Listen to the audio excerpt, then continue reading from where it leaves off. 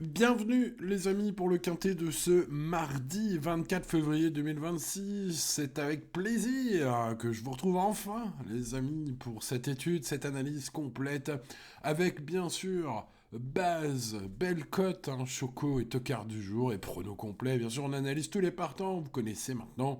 Allez, pour ce retour de vacances, n'oubliez pas de mettre le petit pouce sur la vidéo. Merci à ceux qui le mettent tout le temps. Merci à vous, vous êtes les meilleurs. Et puis bienvenue aux petits nouveaux. Il y a même des gens qui se sont abonnés pendant que j'étais en vacances. Bah écoutez, bienvenue à tous. Vous êtes les bienvenus sur cette chaîne. On est probablement à l'heure où vous écoutez cette vidéo. Les amis, probablement environ 92 000 abonnés. Bah, pensez à vous abonner si ce n'est pas encore fait. D'ailleurs, pour ceux qui ne le seraient pas, vérifiez-le. Et activez la cloche, bien évidemment. Ça peut servir. Notamment quand il y a les vacances, pour être averti quand on en revient. Bon, allez, c'est parti, les amis. Un quintet assez intéressant, je trouve, ce mardi à Cannes-sur-Mer, puisque si nous sommes dans la discipline du galop en mode handicap de plat, c'est toujours un peu ouvert, évidemment, ces épreuves. Eh bien, aujourd'hui, je dois dire qu'il y a quelques chevaux qui me plaisent bien, notamment eu égard aux 2400 mètres et au terrain juste très souple prévu pour ce mardi à Cagnes. C'est en réunion 1, course 4, ce prix Roba KPE, quintet plus officiel de ce mardi 24 février, et je trouve qu'il y a peut-être des petits coups intéressants à tenter, en tout cas. Allez, étudions tous ces chevaux, les amis, un max d'infos. C'est parti avec Prince de Montfort, le numéro 1, bah, je lui ai mis une bonne note, c'est un cheval bien connu, un cheval solide, voilà, qu'on ne présente plus à ce niveau. Il a des ambitions aujourd'hui et pour cause, voilà, sa forme actuelle est excellente. Il a bien fini dans l'épreuve de référence, dans l'une des épreuves référence, où il a regagné du terrain. On va l'inclure sur un ticket logique, celui-là, sa forme plaide en sa faveur. Malgré tout, il y a quand même le terrain qui sera moins lourd qu'espéré par rapport à la dernière fois. En tout cas, si l'on en juge par l'avis de Pauline Prudhomme, sa co-entraîneuse. Donc, bah écoutez, voilà, je ne l'ai pas gardé en base ce numéro 1. Par contre, sur un ticket logique, bon, bien sûr, faut le mettre.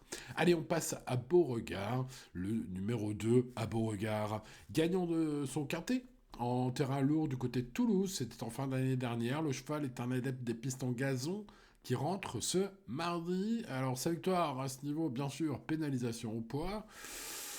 Ouais, le cheval, là, pour une rentrée, il passe un sérieux test, j'ai envie de dire. D'ailleurs, Maxime Césandris, son coach, aurait préféré lui-même avoir une course dans les jambes. Enfin, pas lui, son cheval, vous l'aurez compris. Voilà, il demeure relativement confiant, par contre, c'est à noter. Bon, le cheval me semble chargé, et pour cette rentrée, je le classe seulement comme un gros outsider. On passe au numéro 3, Grand Balcon, et qui est un sujet en plein épanouissement, qui vient de prouver sa qualité, sa forme également, évidemment. Il reste sur un brillant succès. Alors, c'était l'une des courses références, peut-être la plus importante, puisque c'était le prix de grâce, support de Quintet Plus récemment, sur cette piste. Alors c'était sur un peu plus court, mais il devançait pas moins de 7 concurrents qu'il retrouve ce mardi. Donc bon, les amateurs de ligne ne verront que ce numéro 3, même si peut-être quelques belles notes à vous donner derrière lui ce jour-là. Bon bref, la pénalisation au poids, le terrain différent, la distance plus longue, ça fait quand même beaucoup de choses contre lui aujourd'hui à ce numéro 3. Je vais le mettre sur un ticket combiné logique en 6 chevaux, par contre je vais pas le prendre en base. On en reparlera de mes bases bien sûr, mais il n'en fait pas partie. Je tente d'autres choses en base. Vous me connaissez. Allez, on passe à Centrical, le numéro 4, qui affiche une forme ascendante après une sortie correcte dans une course à réclamer. Voilà, sa meilleure référence, c'est sa place d'honneur. C'est une place d'honneur dans un handicap, un gros handicap PSF. Alors bon, aujourd'hui on est sur gazon, c'est vrai. C'est un bel outsider, je le pense quand même. Il est désormais correctement placé au poids. Même s'il n'a toujours pas de marge, ça reste un cheval capable d'un bel exploit à très grosse cote. Il n'y a pas grand monde qui l'a glissé. Et vu que le lot, on le verra au fil de cette étude, est assez creux, il y a peut-être la place pour ce 4. Passons au numéro 5, Spanish Light, qui est un concurrent qui apprécie tout, particulièrement le bon terrain. Alors, ce sera pas très lourd aujourd'hui, c'est vrai, puisqu'il fait beau à Cannes-sur-Mer, mais ça, je ne pense pas quand même que c'est eu le temps de sécher au point d'être un bon terrain. D'ailleurs, il est annoncé très souple par l'organisateur de l'événement. Bon, je me suis fié à ça. Est-ce que j'ai eu raison ou tort, ça c'est à 13h55 ce mardi qu'on verra si j'ai eu raison pour le terrain. Et bon, après, entre la météo, l'organisateur et puis les terrains qu'on a vus à Cannes ces derniers jours, j'ai essayé voilà, hein, j'essaye de faire au mieux, les amis. Allez, sa condition est bonne actuellement, des places d'honneur.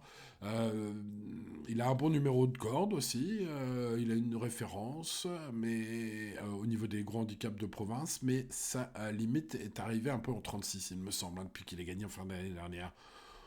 Bon, c'est ce que j'ai pu comprendre aussi de Roberto Carlos Montenegro, son coach, qui indique que sa marge est réduite. Voilà, bon, écoutez, non, j'ai pas gardé. Allez, j'ai quand même mis la moyenne. Hein. Passons au numéro 6, c'est le Canet, bon finisseur, récent. C'était dans le prix du Chiron sur 3200 mètres, donc une autre course référence, il me semble, même si c'était plus long qu'aujourd'hui. Bon, c'est un élément qui fait preuve de courage, voilà, hein, vraiment beaucoup de tenue également, évidemment. Il va s'attaquer à forte partie aujourd'hui, c'est un peu court, sa forme du moment est bonne, le cheval aime beaucoup Cagnes-sur-Mer, il a pour meilleure référence un succès acquis à Cagnes en terrain collant, voilà, bon, il peut intéresser les amateurs de sensations fortes, ce numéro 6, je l'ai mis en regret, je le mettrai dans mes champs réduits. On passe à Am Believer, le numéro 7, qui est le favori logique évidemment, puisqu'il a fini deuxième du prix de Grasse, le quintet référence, pas loin de Grand Balcon, et surtout loin devant le reste du peloton. Alors évidemment, lui n'a pas été pénalisé, la forme de Christophe Escudé, son entraîneur, qui a battu le record du nombre de victoires en meeting avec Aide-sur-Mer cet hiver, le record absolu de victoires, hein, présente ce cheval qui, au papier, j'ai envie de dire, c'est à peu près le seul cheval de la course, quoi, hein, si on fait vraiment le papier. Donc c'est le favori logique. Alors ce sera pas ma base en or, parce que sa cote va être trop basse. Vous me connaissez, pour une base en or, moi je prends les chevaux à belle cote. Mais au papier, c'est la base absolue. Hein, voilà, c'est dit. Passons au numéro 8, Paulino, qui revient très progressivement en condition, vraiment lentement, mais sûrement, allez, on va dire ça pour l'encourager. Sa meilleure rêve, c'était son succès impressionnant, début de carrière fort prometteur, mais après, il a été longuement arrêté dans sa carrière. Ouais, alors il va falloir qu'il monte en puissance, qu'il remontre sa vraie qualité, mais ce ne fut pas le cas ces derniers mois, donc je ne l'ai pas gardé. En plus, il n'a pas de référence en gazon très souple. Voilà, bon, écoutez, évidemment, un jeune prometteur comme ça, c'est toujours difficile de ne pas le garder. Mais bon, ces ultimes courses m'ont pas trop rassuré. On passe donc à Partnit, le numéro 9, qui sera mon tocard du jour. Il connaît désormais son métier sur le bout des doigts. C'est l'écurie Sculé, hein. Donc forcément, la grande forme. Il alterne les bonnes et mauvaises sorties, donc ce sera peut-être un peu tout ou rien. Il n'a pas forcément une grande marge, mais il travaille bien le matin, sachez-le, selon Christophe Escudé, son coach. Bon, moi je trouve qu'il arrive très bien placé en 35 de valeur pour ce mardi. Le cheval est compétitif, à mon avis, pour son retour sur 2400 mètres en plus. Je vais me laisser tenter, c'est mon coup de poker du jour, mon tocard du jour, ce 9. Allez, passons au numéro 10, Il Capo, qui ne dispose aucune marge à sa valeur actuelle, en tout cas, hein, sur l'échelle du poids. Il adore le tracé du jour, il a gagné 3 courses dans sa carrière. Eh bien écoutez, 2 d'entre elles étaient à Cagnes-sur-Mer, sur le parcours des 2004 du jour, gazon. Hein. Donc c'est un peu un spécialiste. Alors évidemment, si l'on regarde ses dernières courses, on va le rayer complètement. D'ailleurs, je ne l'ai pas gardé dans mon prono. Mais l'aptitude n'est pas un vain mot, donc je lui mets quand même une note de méfiance, même si j'aurais préféré un terrain plus lourd. Alors, il n'y a pas d'orage de prévu ou d'averse prévu à Cagnes-sur-Mer pour le quintet de ce mardi, hein, mais si jamais la météo s'était plantée, et ça lui arrive parfois, je réévaluerai la situation de ce 10 sur mon ticket. Hein. Il n'en fait pas partie pour l'instant. Bon, allez, passons au numéro 11, Incremental, qui est actuellement au sommet de sa forme. Le cheval vient de prouver qu'il avait la pointure d'un tel lot, terminant de plaisante manière. C'était sur PSF. Mais attention, il a déjà bien couru sur le gazon. J'ai trouvé son entraîneur Nicolas Collery très optimiste. C'est juste son pensionnaire ultra compétitif et proche d'un succès. C'est mon interprétation de son interview auprès d'Equidia. Voilà, en général, quand Nicolas Collery est chaud comme ça, c'est mon sentiment, mais enfin bon, mon sentiment qui découle de quelques dizaines d'années d'études des avis des entraîneurs, entre autres. Hein. Voilà, il se trompe moins d'une fois sur deux, hein, Nicolas Collery. Donc ça nous donne à peu près la chance de ce numéro 11, à mon avis. Je suis d'accord avec lui, capable de mettre même tout le monde d'accord, hein, la phase finale, même sur gazon. Maintenant, avec ses attentistes, hein, il faut le bon parcours et le bon déroulement. Hein. Mais bon, ce numéro 11, je l'ai choisi en choco du jour. On passe au numéro 12, Timber Tickle, qui est une pouliche très peu expérimentée, de loin le cheval le moins expérimenté ici. Alors elle montrait un visage encourageant lors de ses débuts au niveau quintet, dans le quintet plus Prix du Var, une autre course référence que l'on a à notre disposition pour étudier ce quintet. Bon, elle me semble encore un peu tendre pour affronter les vieux chevaux ce mardi. Gina Rarick précise qu'elle aurait préféré l'aligner sur plus court. Bon, ça fait quand même pas beaucoup de raisons de lui faire confiance, même si on peut pas totalement l'arrier parce qu'on connaît pas vraiment ses limites à ce 12. Passons au numéro 13, la Madzi Gogo. La Madzi Gogo qui a gagné 3 fois de suite l'année dernière, rappelez-vous. Montant de catégorie avec succès, enfin en tout cas avec réussite, puisqu'on l'avait vu finalement arriver dans un quintet et finir quatrième, ce qui était un très bon classement prometteur. Par contre après, on n'a pas vu et sa rentrée, il n'y avait pas trop de son, pas d'image. Hein. Franck Foresi, qui est un entraîneur en forme, ouais, n'a pas l'air très très confiant. Voilà, il pense que ce numéro 13 va faire mieux que la dernière fois, mais il le voit pas trop encore à l'arrivée. Hein. Bon, voilà. Écoutez, pour les amateurs de cotes amusantes seulement, pour la forme de l'écurie, bon, j'ai pas gardé. Passons au numéro 14, Win Magati. Alors, ça, c'est un cheval incroyable.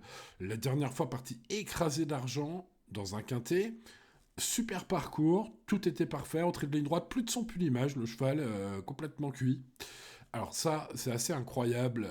Jérôme Andreu, son coach, n'a pas d'explication valable. Il ne s'explique pas cette défaite totale, cette déroute intégrale.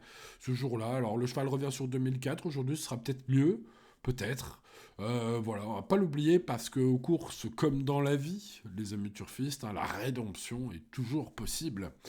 Ce sera tout ou rien, ce 14. Passons au numéro 15, Princesse Saphir. Alors pour ceux qui avaient suivi ma vidéo la dernière fois, lors de la course de Princesse Saphir qui a fini 5ème à 30 contre 1 la dernière fois de quintet, hein, je vous avais expliqué que c'était un quintet très ouvert, que j'avais aucun autre argument que l'affect pour son nom, hein, ce qui ne m'est jamais arrivé en 14 ans de pronostic sur internet de dire ça.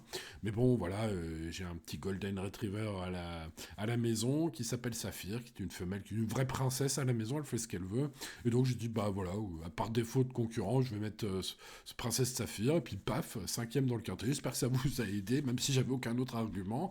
Bon, aujourd'hui, moins bonne corde, j'ai l'impression que ce sera beaucoup plus dur, parce qu'il y a un lot plus relevé que la dernière fois, me semble-t-il. Donc du coup, je vais pas la mettre dans mon prono cette fois, c'est le numéro 15, je mettrai simplement dans mes champs réduits. En plus, la cote sera bien moins intéressante aujourd'hui. Passons au numéro 16, Gold Player. Eh bien écoutez, c'est le petit poids de la course. Je pense qu'il peut créer une très très belle surprise ce mardi. Sa condition physique est excellente, car il vient de terminer tout près des chevaux classés dans l'épreuve de référence du Quintet Plus Prix de Grâce. Le terrain moins lourd, la distance plus longue, et la forme de l'écurie de Franck Foresi m'incite à vous conseiller Gold Player comme base en or aujourd'hui. Et oui, belle cote, hein, ma base en or aujourd'hui les amis. La voici, la voilà. Allez, n'oubliez pas le petit pouce sur la vidéo. N'oubliez pas de vous abonner à la chaîne. J'espère que ça va nous porter chance, les amis turfistes, parce que c'est une très belle cote. Pas grand monde qui va jouer ce numéro 16 gagnant. Bon, écoutez, je le répète, les amis, le terrain moins lourd, la distance plus longue et la forme de l'écurie, peut-être un cheval même sur la montante, on a un bon jockey. Eh ben écoutez, ça se tente. J'espère que Gold Player, ce numéro 16, porte bien son nom. Allez, on passe au favori logique. Alors évidemment, au papier, I'm a Believer, le numéro 7, est le favori implacable, incontournable. Deuxième du quintet référence, seul à pouvoir suivre le gagnant ce jour-là, gagnant qui est pénalisé, donc du coup, I'm a Believer on le retrouve avec un avantage incroyable au poids. Donc forcément, une revanche est attendue, en tout cas, ce 7, vu la forme, la grandissime forme, la forme étincelante de son entourage, qui a réalisé un record cet hiver à Cagnes, ce numéro 7 mérite évidemment le statut de base intégrale pour ceux qui jouent en quintet plus avec des bases. Passons aux belles cotes, les amis. Si la base en or vous suffit pas à 15 contre 1, il y a Incrémental le 11, une autre belle cote à tenter. J'ai senti Nicolas Collery chaud, comme parfois, et souvent il a raison, enfin on va dire un peu plus d'une fois sur deux il a raison, voilà. En tout cas, ce numéro 11, toujours 5ème, toujours 5ème, toujours 5ème, mais finissant vite, hein. Il finira peut-être par finir vite et un peu plus mieux que 5ème, comme on dit. Ce 11 est mon choco du jour, et puis mon tocard du jour, le numéro 9, les amis, on dépassera les 20 contre 1 à mon avis, avec ce cheval, l'écurie est en forme, bien évidemment. Tout le monde pense qu'il n'a aucune marge. Moi, je trouve qu'il est très bien placé en 35 pour ce mardi, pour son retour sur 2400 mètres en plus. Je tente le coup. C'est mon tocard du jour, ce numéro 9. 16, 7, 11 et 9 champs total. Et on croise les doigts, les amis, pour mon ticket quinté plus. Voici mon prono. Le 16, le 7, le 11 et le 9, donc. Et qui seront suivis, bien sûr, du numéro 1, Prince de Montfort, assez chargé. Pas le terrain très lourd qu'il adore, mais attention, en grande forme, ce 1. Le numéro 3, qui les a tous battus la dernière fois, mais qui est pénalisé au poids. Ce numéro 3, avec évidemment une distance un peu plus longue, la pénalité, peut-être qu'il ne sera pas gagnant cette fois-ci ce numéro 3, c'est ce que je pense, en tout cas je lui ai préféré d'autres chevaux. Et puis une Magative numéro 14 est capable d'un rachat à tout moment, ce sera probablement tout ou rien pour ce 14. Ensuite, le 4, Centrical, pour les amateurs de coups de poker. Et puis au niveau des regrets, le 6, El Canet, bon finisseur parfois, en tout cas la dernière fois. L'indice de confiance est de 5 sur 10, qui n'est pas nul, les amis, pour un handicap de plat. Mais attention, c'est pas 10 sur 10, donc on joue toujours responsablement et tout ira bien. Voilà, c'était Simon, les amis turfistes. N'oubliez pas le petit pouce sur la vidéo, ça me portera peut-être chance pour ce mardi. N'oubliez pas de vous abonner à la chaîne si c'est pas encore fait. Et à demain pour de nouvelles aventures. C'était Simon. Ciao, ciao.